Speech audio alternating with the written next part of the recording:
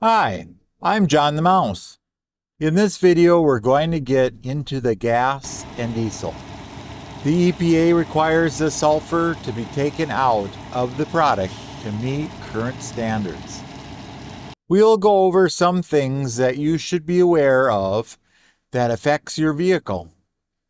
This is some of the stuff I go over in detail at JohntheMouse University. So, let's get into it. After you get the crude oil out of the ground, it is filled with a whole mixture of stuff that is found in the Earth's crust. Minerals dissolved in the water and oil come along with natural occurring gases. Some of the gases will be burned off in the flare that you see at the oil pump. And here's how the petroleum forest grows. A cellar is dug, and a rotary table to turn the drilling stem and the bit is set in place. Round and round the rotary goes, drilling deep down to oil. A steam engine drives the drilling mechanism. They're inserting a length of pipe, lengthening out the stem for deeper drilling. A new joint is waiting. Oil field workers are called drillers, roughnecks, roustabouts, rope chokers. The oil field treats our ears to odd and colorful names. Now the drilling stem has been lengthened, then round and round once more. On the Pacific coast, oil drilling is sometimes done in the ocean water. In California, some of the oil wells are in the city of Los Angeles. This field of crowded derricks is situated over a rich oil pool. An important oil tool is the heavy steel drill or bit. It is being sharpened to cut through the rocks.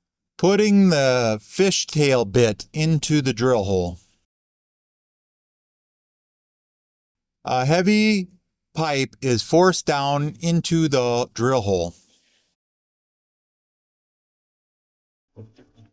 Down through layers of sandstone, shale, limestone, down to astonishing depths.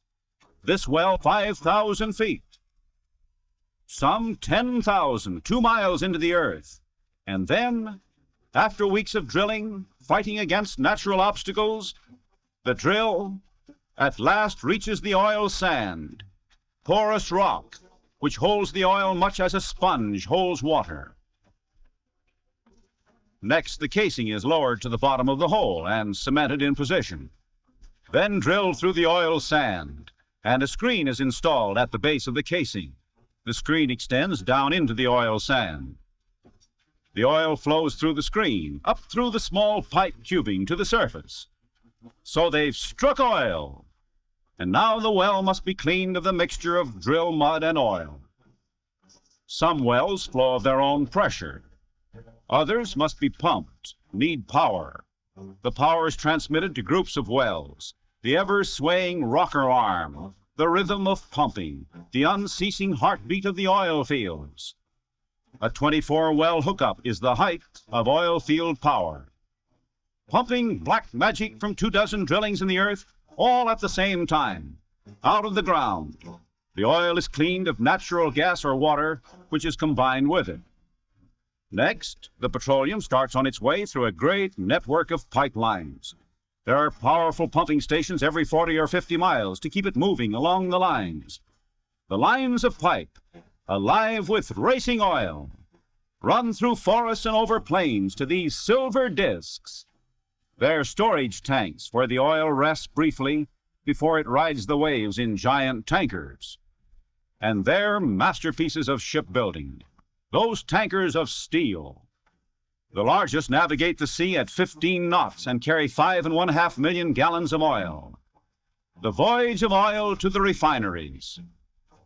The refinery with its modern structures, technological towers, minarets of science, docks, office buildings, pageant of industry. Day after day, there is an endless flow of oil as the tankers discharge their liquid cargo. Unloading oil is a vast operation of piping through huge hoses. Discharge pipes on the vessel and receiving lines on the dock are connected, and a cargo of 5 million gallons is discharged in less than 24 hours.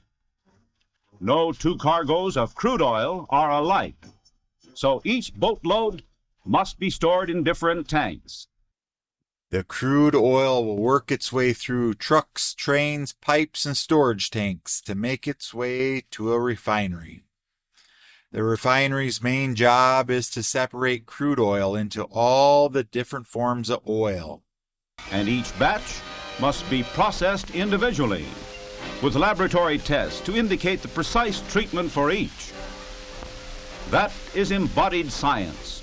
Those masses of strangely wrought steel, forests of stacks, glowering and hissing boilers, leaping and winking fireboxes.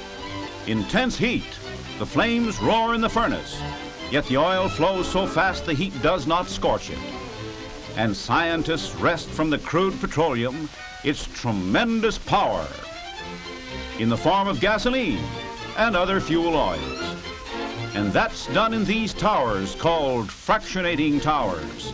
They divide crude oil into the lighter and heavier parts. Those of different boiling points liquefy at different levels in the towers. Some lighter than gasoline liquefy at the top.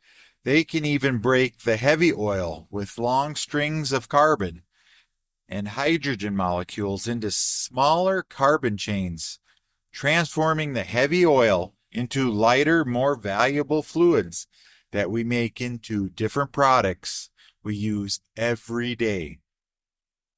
When increasing use of motor cars pyramided the demand for gasoline to extraordinary heights, scientists were called upon to devise new methods. How could a greater proportion of gasoline be extracted from the crude oil than that obtained from the fractionating tower alone? To meet this challenge, the scientists turned to products other than gasoline which are drawn from the crude, studied their molecules, and found a way to change them, to turn them into gasoline. The result was cracking. Let's look at a diagram of a cracking plant. Here we see how one part of petroleum that is not gasoline is converted into gasoline. Called gas oil, it is pumped through a pipe into a cracking furnace, heated to over 900 degrees under tremendous pressure. And the individual particles, molecules, are broken into smaller molecules, just as coal is broken under a hammer. If we could see one of those molecules, it would look something like this. The hotter the molecule gets, the faster it wiggles, until finally it wiggles so fast it flies apart. The pieces shoot around at great speeds. They eventually find partners and form new and smaller molecules that look something like this. These smaller molecules are now no longer gas oil, but are gasoline of high-powered, knockless quality. Some of the gas oil molecules do not fly apart and must be separated from the gasoline. This is done in the bubble tower.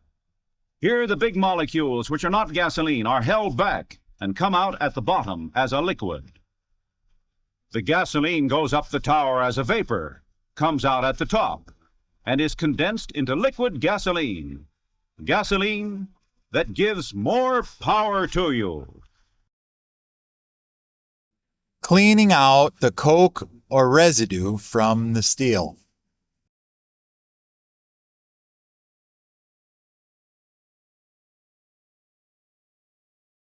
The first vapor from the steel is condensed into gasoline. It passes through these look boxes, where it is tested by hydrometers. The impurities in the gasoline are removed by the use of sulfuric acid in the agitators.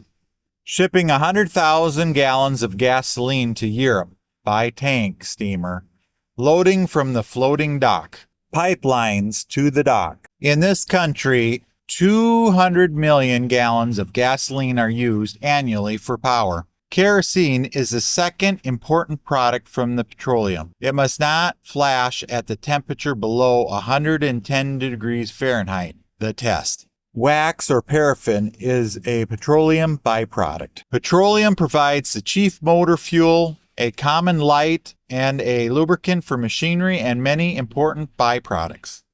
To start this process, the crude oil is first sent to the furnace to get heated up to 750 degrees Fahrenheit.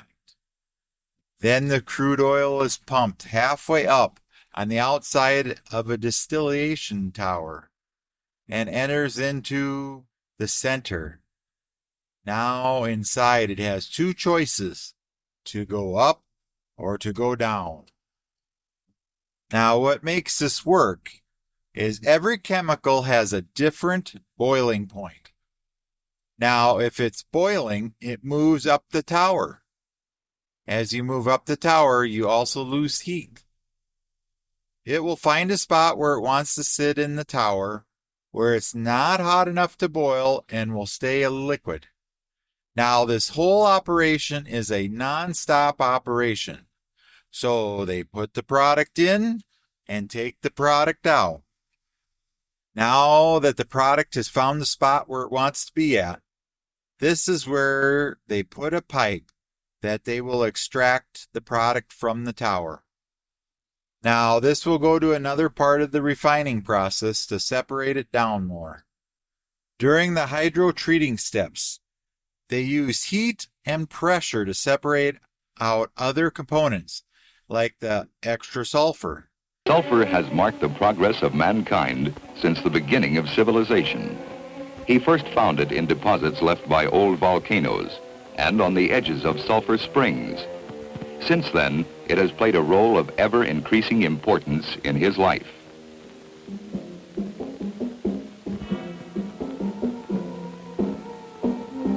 Primitive man regarded with awe the stone that burns, and he believed that burning sulfur would ward off foul fiends and evil spirits.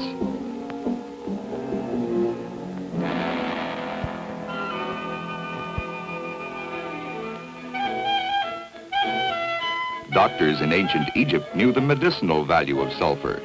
They made salves and ointments of sulfur which they prescribed for various skin conditions.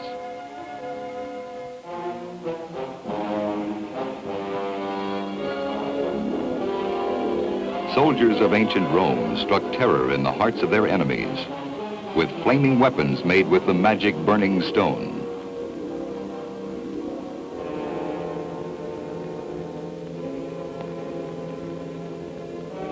During the Dark Ages, alchemists who were half chemists and half magicians clung to belief in the magic properties of brimstone, or sulfur, and burned it in vain efforts to transmute base metals into gold.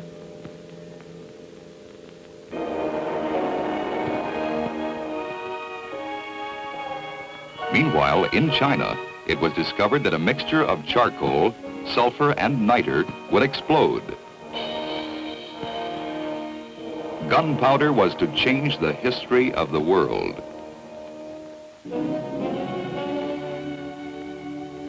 As the centuries passed and alchemy gradually gave way to true chemistry, ways of making high-strength acids were discovered.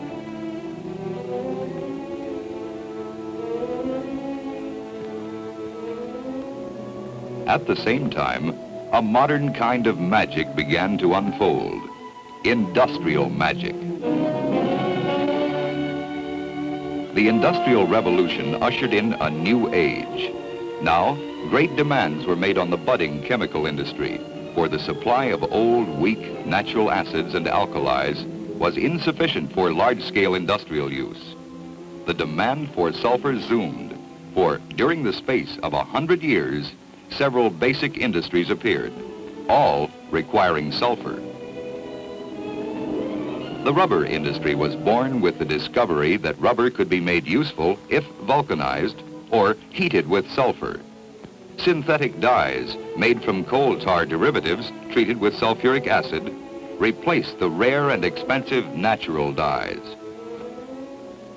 And it was discovered that applying sulfuric acid to phosphate rock yielded a superior fertilizer called superphosphate. Machines to make pulp were invented, another process demanding large amounts of sulfur, and the growing steel industry required still more sulfuric acid. This expanding industrial appetite for sulfur was to require millions of tons of the yellow element every year.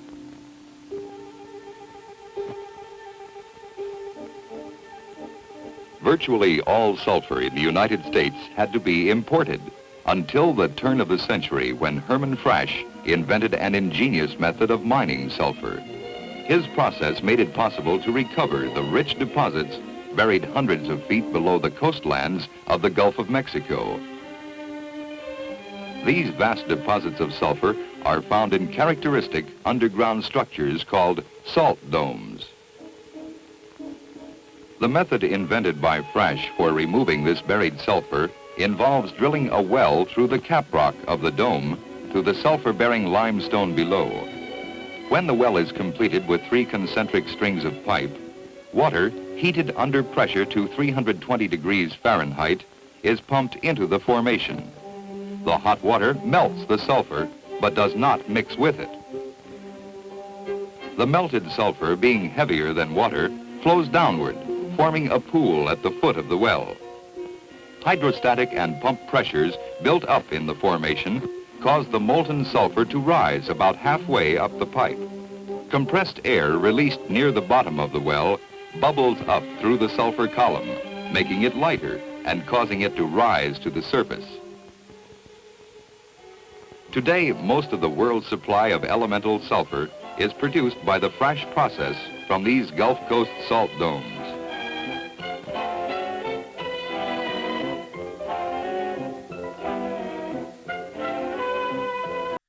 Then they can get it down to what they want to use for diesel fuel.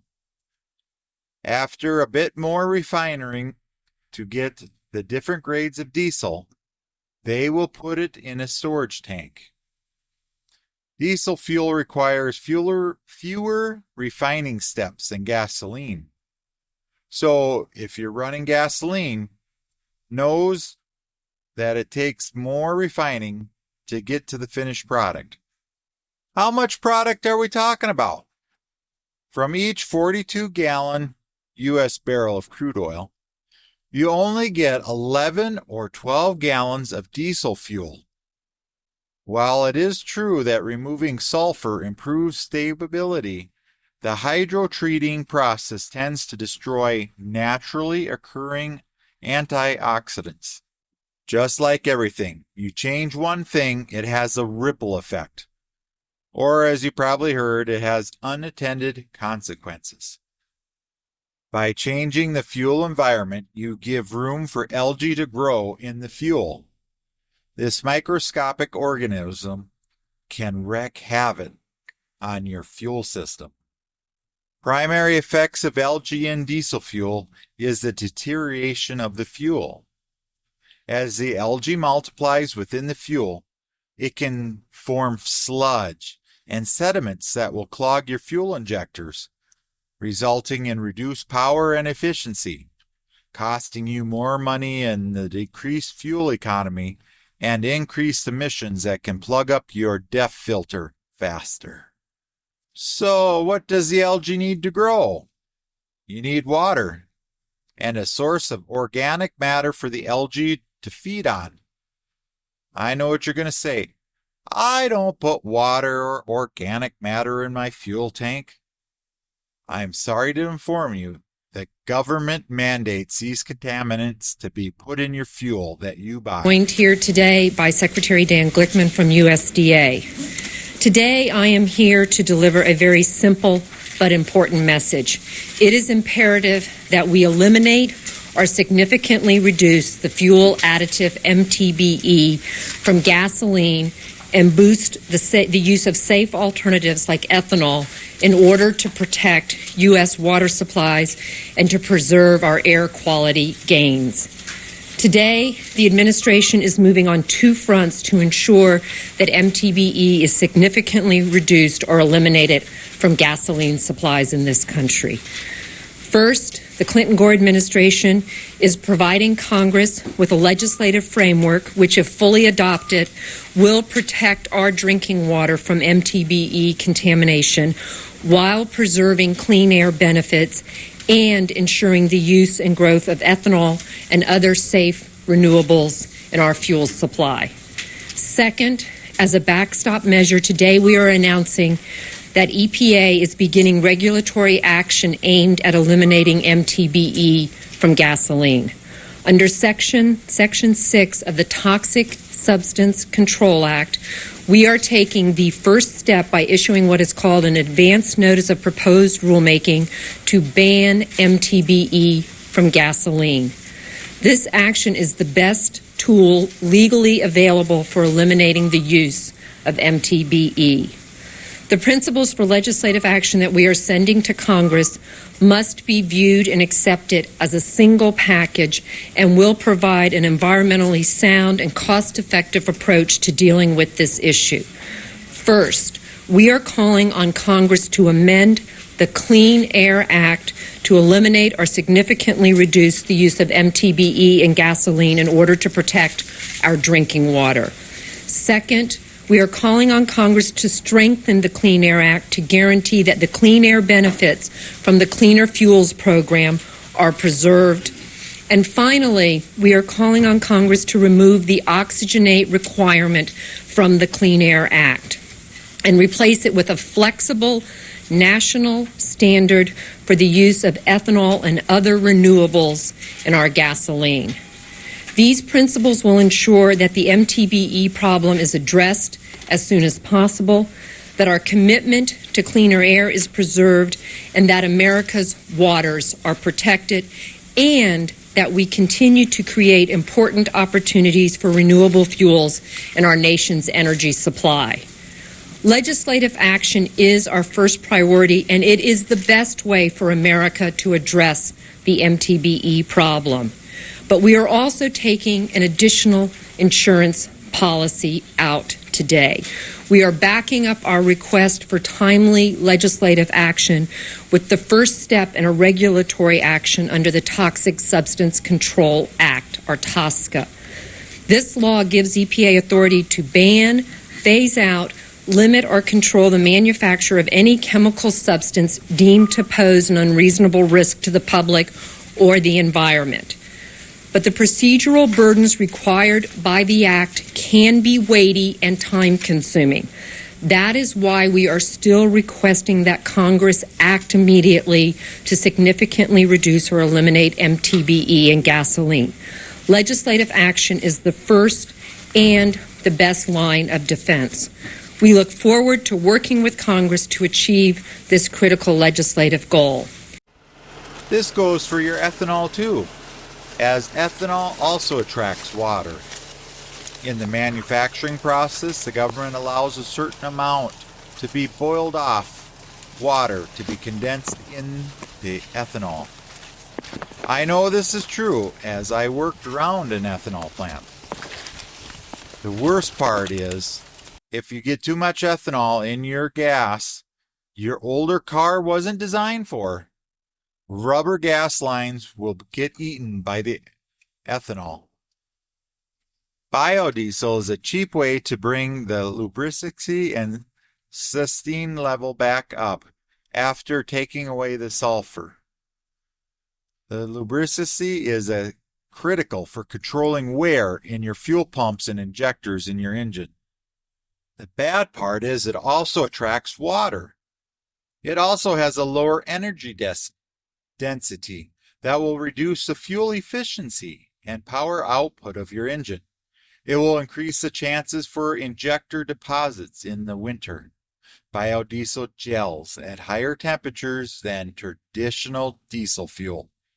So you might be finding yourself on the side of the road, gelled up. Something you should be aware of: biodiesel doesn't need to be labeled on the pump if it's less than 5%. So it is possible that the blender is mixing it in your fuel batches that you as a customer don't know what you're getting. Even though it is well known that 5% raw vegetable oil will harm diesel engines over time, they could still blend it into regular diesel and it'll still be legal to have it unlabeled at the pump. You have a government pushing biodiesel and other alternative fuels. Here is an EPA website. Let me read just a bit of the EPA website so you know other experts are talking about the fuel. For example, ASTM D6751 contains parameters specific to biodiesel that control very minor amounts of contaminants in biodiesel that are not controlled within the ASTM D975.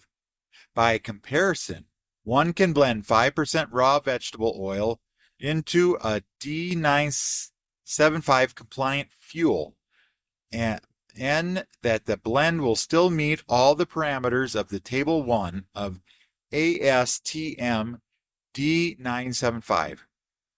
Even though it is well known that 5% raw vegetable oil will harm diesel engines over time, there are simply no parameters in the D975 that control for minor compounds contained within types of fuel, which can be extremely important from a performance perspective.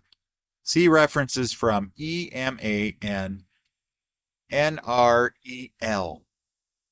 So again, I have to ask, do you really know what the terminals are blending in the fuel you buy?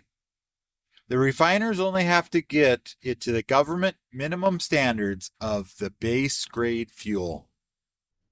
If you look through the EPA documents, you'll find areas where they admit there has been other side effects to their decisions, like we talked earlier about rubber fuel lines. Here they talk about O-rings that are in the fuel system that will leak fuel. I wonder how many gallons have been lost to this leakage that hasn't been accounted for.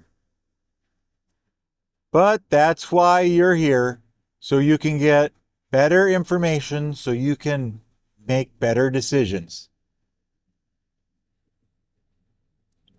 So if you replace O-rings, make sure you do not replace it with the cheap rubber ones. In the EPA document, to be using this other type so you do not have future leaks after spending the time and money to fix it. The next section, we're going to get into the nitty-gritty of the different grades of diesel that is available.